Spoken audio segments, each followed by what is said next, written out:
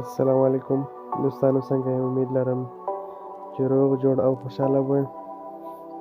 دوستانو، په دې ویډیو کې موږ تاسو نه دا زده کوو چې څنګه موږ کتلی شو د خپل فیسبوک آی ډي چې کومو موبایلو کې لاګین شوې ده.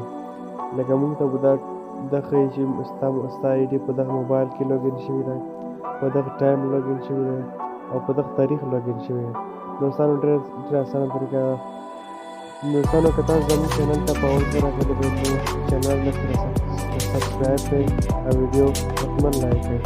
دوستانو، زه د ویډیو په طرف ویډیو شروع کوم. نو اوله به راشئ خپل فیسبوک ته. خپل فیسبوک به خلاص کړئ. فیسبوک کې چې خلاص کړو نو دوستانو د punchkabri.com نشان چې دی په دغه باندې به کلیک وکړو.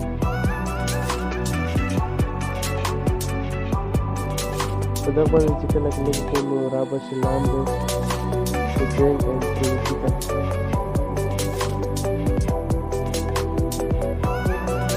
په دغه باندې چې کله کلیک وکړو نو بیا به په setting باندې کلیک وکړو.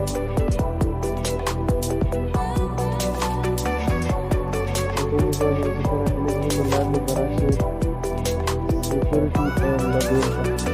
security and login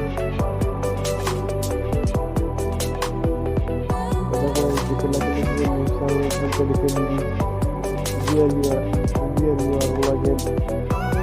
ستا آی ډي کوم موبایلو کې لګین شوې ده او کوم ځای سره تعلق لري د موبایلونو. دوستانو، دا ګوره زموږ ټول کتلی شو سیال باندې به کلیک وکړو.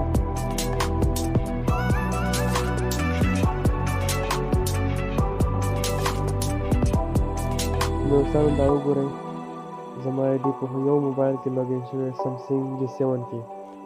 دوستانو، که تاسو دا ټول وګورئ چې تاسو آی ډي کومو موبایلو کې لاګین شوې ده نو هر موبایل درته ښیي.